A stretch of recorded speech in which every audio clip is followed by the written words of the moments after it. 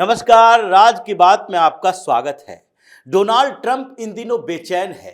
परेशानी न यूरोप के देश सीधे तौर पर है, न ही एशिया के कुछ देश है, न वेनेजुएला है, न ईरान है, न पाकिस्तान है, बल्कि उनकी सबसे बड़ी परेशानी अभी बने हुए हैं प्रधानमंत्री मोदी, जो साइलेंट किलर की तरह ट्रंप को धीरे धीरे पूरी दुनिया में ऐसी स्थिति पैदा करने के लिए मजबूर कर रहे हैं कि वो न इधर जा पा रहा, न उधर जा पा रहा, न भारत के खिलाफ पूरी तरीके से कोई ऐलान कर पा रहा है, न प्रधानमंत्री मोदी के साथ वैसी कोई दुश्मनी मोल लेना चाहता है। क्योंकि प्रधानमंत्री मोदी जिस तरीके से साइलेंटली ट्रंप को, अमेरिका को अलग थलग करते जा रहे हैं, अमेरिका के अंदर दो धड़ा बन चुका है। एक ट्रंप जो अपनी प्रतिष्ठा, अपनी इज्जत बचाने की जुगत में लगा है। वो चाहता है कि अमेरिका के इतिहास में उसका नाम ऐसे राष्ट्रपति के तौर पर हो जो कि फिर से अमेरिका को दुनिया के सर्वश्रेष्ठ, सबसे शक्तिशाली देश के तौर पर स्थापित किया है। ये ट्रंप के दिमाग में चल रहा है कि ये दूसरा कार्यकाल है, आगे राष्ट्रपति बनना नहीं है, और पहले कार्यकाल में इतना बदनाम हो चुके हैं कि अब उसके लिए अमेरिका में, अमेरिका के लोगों के लिए ये एक इतिहास पुरुष बनना है कि नहीं, देखो एक राष्ट्रपति आया जिसने पिछले 3 दशक के बाद अमेरिका को दुनिया का सबसे ताकतवर मुल्क फिर से बना दिया, साबित कर दिया, उसे सब जगह पर स्थापित कर दिया।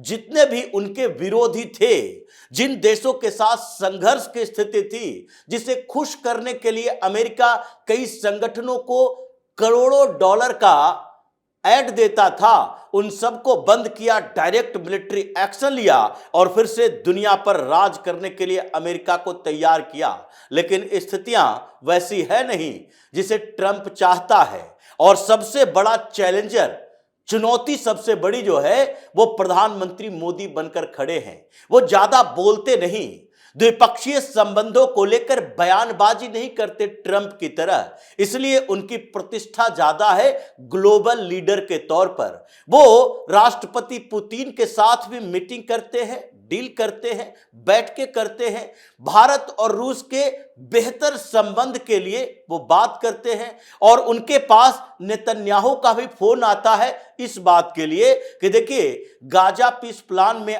आप आए नहीं, और ये इजराइल समझता है इस बात को कि चूंकि इसका इनिशिएटिव अमेरिका ने लिया, ट्रंप ने लिया, और ट्रंप ये क्रेडिट हर जगह खेल रहा है, तो ऐसी स्थिति में भारत उसमें नहीं आया, प्रधानमंत्री मोदी शामिल नहीं हुए। इसको लेकर नेतन्याहू मान रहा है कि नहीं, प्रधानमंत्री मोदी अगर नहीं आए फिर भी भारत की भूमिका कम नहीं होनी चाहिए। और इसीलिए नेतन्याहू फोन करके प्रधानमंत्री मोदी को बताते हैं, डेवलपमेंट की बात करते हैं, और वहां पर फौज जो आएगी उसके लिए सीधे तौर पर बातचीत होती है पाकिस्तान की सेना नहीं, क्योंकि यह आतंकवादियों की सेना है। और दूसरे दिन ही इजराइल की तरफ से कहा जाता है नहीं, गाजा पीस प्लान में पाकिस्तान की सेना नहीं आनी चाहिए। यह बेचैनी अमेरिकी राष्ट्रपति डोनाल्ड ट्रंप की है कि जहां हाथ लगाते हैं वहीं प्रधानमंत्री मोदी की पर्ची निकल जाती है। इजराइल की इतनी मदद कर रहे, साथ में साथ हाथ लगाकर चल रहे, लेकिन फिर भी इजराइल किसके करीब है? भारत के करीब। इजराइल के प्रधानमंत्री भारत के प्रधानमंत्री को कॉल करके उनसे बात करते हैं, और फिर हमारी डील, जिसके लिए मुनीर को अपने साथ लेकर चल रहे थे, नहीं पाकिस्तानी सेना को जाना चाहिए, उसी को नकार देता है, हमारे मुंह पर तमाचा जड़ देता है। उसी तरीके से यूरोपीय संघ के देश, जिसको लेकर ट्रंप ने बार बार कहा कि यूक्रेन और रूस के युद्ध में अमेरिका का इंटरेस्ट उससे ज्यादा नहीं है जितना यूरोप का होना चाहिए। यूरोप के लिए हम लड़ रहे हैं, और वही यूरोपीय संघ के देश, 29 देश जो अपने आप को पावरफुल कंट्री कहता है, वो भारत के साथ खड़ा है। और इसलिए भारत के साथ खड़े होने के कारण यूरोप को धमकियां दे रहे, नेटो से बाहर होने की धमकियां, 68 संगठन जो अंतरराष्ट्रीय स्तर पर है उससे अमेरिका बाहर हो जाएगा ऐसी धमकियां दे रहे। लेकिन फिर भी परिणाम क्या हो रहा? जर्मनी का चांसलर फ्रेडरिक मर्ज भारत आते हैं, भारत में प्रधानमंत्री मोदी के साथ मुलाकात, और ऐसे मोमेंट तैयार होते हैं जिससे ट्रंप की बेचैनी और बढ़ जाती है। ये केवल और केवल भारत और जर्मनी के बीच बढ़ते संबंध नहीं है, बल्कि यूरोपीय संघ के साथ भारत का फ्री ट्रेड एग्रीमेंट है। और फ्री ट्रेड एग्रीमेंट के लिए आगे बढ़ रहे यूरोपीय संघ के देश अब भारत की तरफ देख रहे, मोदी को अपना लीडर बना रहे, और नाटो पर डिपेंडेंसी नहीं कि अमेरिका के ऊपर डिपेंडेंट रहेंगे कि अगर हमें यूरोप के किसी देश को खतरा होगा, समस्याएं होगी तो हमें अमेरिकी फौज की जरूरत है। उसके लिए भारत के साथ डील कर रहे हैं, क्योंकि यूरोपीय संघ के जितने देश है उसको कभी भी खतरा एशिया के किसी देश से नहीं है, उसे चीन से कोई खतरा नहीं है, उसे ईरान, अफगानिस्तान, इराक, सीरिया से खतरा नहीं है। उसे दिक्कत किससे होती है? उसे पुतिन से, रूस से समस्या हुई, और रूस से समस्या के कारण ही अमेरिका की एंट्री हुई। कोल्ड वार के समय ही यह देखा गया, सेकेंड वर्ल्ड वार के बाद से, कि यूरोपीय संघ के देश, यूरोप के देश छोटे छोटे देश हैं, फ्रांस हो, जर्मनी हो, इटली हो या ब्रिटेन ही सही, इन लोगों को रूस के प्रकोप से बचाने के लिए अमेरिका की जरूरत है, और इसलिए नाटो बनाया इन लोगों ने। लेकिन आगे अमेरिका की दादागिरी अब बर्दाश्त नहीं हो रही, तो वो नया पार्टनर भी ढूंढ रहे, और उसमें सैन्य सहयोग के साथ साथ आर्थिक सहयोग की भी जरूरत महसूस हुई। और उसमें यह देखा गया कि भारत जिस तरीके से प्रधानमंत्री मोदी के नेतृत्व में एक इंडिपेंडेंट फॉरेन पॉलिसी बना रही है, किसी भी देश के सामने वो झुकने को तैयार नहीं, चाहे अमेरिका है क्यों ना हो, और इसी के साथ साथ सैन्य ताकत के तौर पर भी उभर रहा है। ऐसे में अमेरिका को चैलेंज करने के लिए रूस और भारत की दोस्ती अच्छी है। रूस को भारत समझा सकता है, क्योंकि रूस का केवल भारत में डिफेंस से इंटरेस्ट नहीं है, वो भारत को केवल डिफेंस इक्विपमेंट नहीं बेचता, बल्कि आर्थिक तौर पर दूसरी निर्भरता भी भारत की तरफ बढ़ रही है। और इसलिए पुतिन मोदी की बात सुनते हैं, मानते हैं, क्योंकि अभी जो रशियन ऑयल के लिए दुनिया के कई देशों ने रूस को इनकार करना शुरू कर दिया, भारत वही का वही खड़ा रहा। अमेरिका के टैरिफ के बावजूद भारत वही का वही खड़ा रखा, और भारत ने सीधे तौर पर कहा यह हमारे नेशनल इंटरेस्ट की बात है। प्रधानमंत्री मोदी इन मुद्दों पर बहुत कम बोलते हैं, लेकिन करते ज्यादा है। इसलिए जर्मन चांसलर भारत आए, और उससे बीच 4 बड़े समझौते भी हुए। ये 4 समझौते कोई सामान्य नहीं है, ये डिफेंस डील भी है, और उसके साथ ये क्रिटिकल मिनरल्स के लिए भी डील है, सेमीकंडक्टर की भी डील है, ये डिफेंस सेक्टर से लेकर सैटेलाइट तक, उसके अलावा ये मोबाइल से लेकर ई व्हीकल तक, सारे क्षेत्रों में भारत और जर्मनी के बीच का यह पैक्ट प्रभाव डालेगा। और उसके साथ ही पीएम मोदी ने कहा कि देखिए, भारत और जर्मनी का संबंध जिस लेवल से बढ़ रहा है उसमें हमें स्ट्रेटेजिक पार्टनरशिप भी चाहिए। इंडियन ओशियन में सर्विलांस के लिए दोनों देशों ने साझेदारी की है, क्योंकि ट्रंप एक तरफ से कह रहा है नहीं नहीं, हम उस पैक्ट से भी बाहर आएंगे जो चीन को बैलेंस करने के लिए हमने बनाया भारत के साथ। वो क्वाड से भी निकलने की तैयारी कर रहा है, लेकिन भारत को इससे कोई फर्क नहीं पड़ता, क्योंकि अब पीएम मोदी ने नेशनल इंटरेस्ट के आधार पर फॉरेन पॉलिसी तय करना शुरू कर दिया है।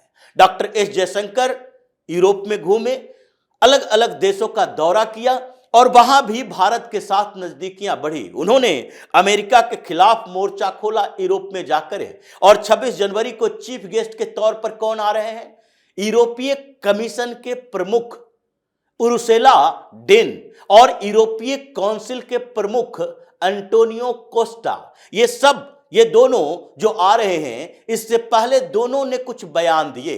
भारत और यूरोपीय संघ के बीच फ्री ट्रेड एग्रीमेंट पर जो नेगोशिएशन चल रहा है उसमें जर्मनी की भी भूमिका बेहतरीन है, और जर्मन चांसलर ने भी उसको आगे बढ़ाया। फोकस वही था कि द्विपक्षीय संबंध तो है ही, लेकिन यूरोपीय संघ के साथ फ्री ट्रेड एग्रीमेंट भी होना चाहिए। और इसके लिए 26 जनवरी को जो यूरोपीय काउंसिल, यूरोपीय कमीशन दोनों के प्रेसिडेंट भारत आ रहे हैं, ये दोनों के साथ मुलाकात आगे बढ़ेगी और नेगोशिएशन दोनों के बीच जो चल रहा है उसके साथ आगे 2026 के फरवरी या मार्च तक फ्री ट्रेड एग्रीमेंट पर सिग्नेचर हो जाएगा। इसीलिए ये जो ट्रंप धमकियां देता है उसका कोई प्रभाव मोदी के ऊपर नहीं पड़ रहा। वो चीन को बैलेंस करने की बात करता है, भारत ने चीन को पहले ही बैलेंस कर लिया है। ये ग्रेडेड ट्रेड ऑर्गेनाइजेशन के तौर पर हम भारत और चीन के बीच के संबंधों को और दूसरे स्तर पर ले जा रहे हैं।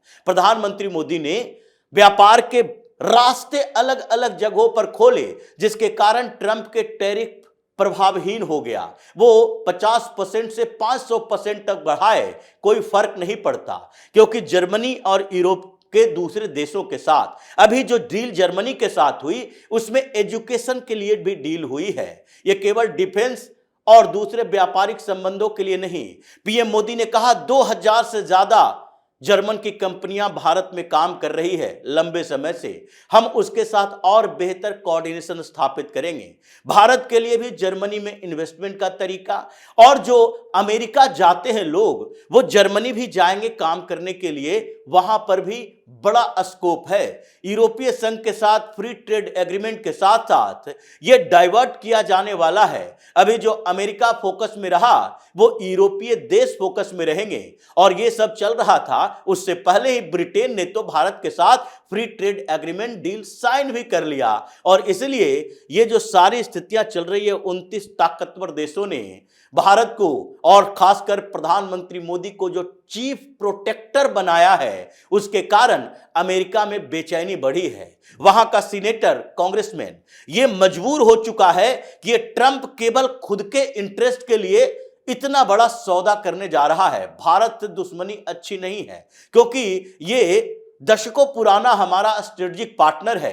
केवल व्यापारिक समझौते और फाइनेंशियल एक्टिविटी से काम नहीं चलेगा। हम लोगों को अगर अमेरिका को बेहतर तरीके से एशियाई क्षेत्रों में स्थापित होना है, दूसरे देशों के साथ बेहतर संबंध बनाना है, तो दादागिरी से केवल काम नहीं चलेगा, क्योंकि अभी वर्ल्ड ऑर्डर चेंज हो चुका है। और जिस तरह के रिजिडिटी प्रधानमंत्री मोदी में रहती है देश के सम्मान के लिए, उसमें तो संभव नहीं है कि भारत को किसी तरीके से धमकाकर, डराकर कोई भी बात मनवाई जा सकती है। तो इसलिए दर्जनों यूएस सांसद ट्रंप के खिलाफ ही मोर्चा खोलकर बैठा है कि अपना इंटरेस्ट बदलो, अमेरिका की पॉलिसी को अमेरिका केंद्रित करो, ट्रंप केंद्रित मत करो, और वर्चस्व जो पाने की कोशिश कर रहे हो, इतिहास में नाम दर्ज करवाना है, तो सम्मानित तरीके से अच्छे संबंध, अच्छे दोस्त ढूंढो। ऐसा नहीं कि सबसे दुश्मनी करके अमेरिका आगे बढ़ सकता है। इसलिए ये मोदी से दुश्मनी ट्रंप को तो बड़ा भारी पड़ रहा है। भले ही वो हर रोज कुछ न कुछ बयान दे भारत को लेकर, लेकिन परेशानी, बेचैनी उसके अंदर है। व्हाइट हाउस में दिन रात इसी बात के लिए एक कमेटी बनी काम करती है कि भारत को कैसे मनाया जाए, भारत के साथ बेहतर संबंध कैसे स्थापित किया जाए, और ट्रंप को सम्मानजनक तरीके से भारत के साथ संबंध बनाने के लिए, बेहतर करने के लिए, मोदी से फिर वैसी ही दोस्ती के लिए कैसे समझाया जाए, ये अमेरिका के अंदर चल रहा है। और खरबों अरबों डॉलर जो डूबने वाले हैं इन सारे पैक्ट से, क्योंकि भारत और जर्मनी के बीच $8 बिलियन का एक सबमरीन पैक्ट भी हुआ है, पनडुब्बी का समझौता, और उसमें भी टेक्नोलॉजी के ट्रांसफर के साथ मैन्युफैक्चरिंग भारत के अंदर ही होगा।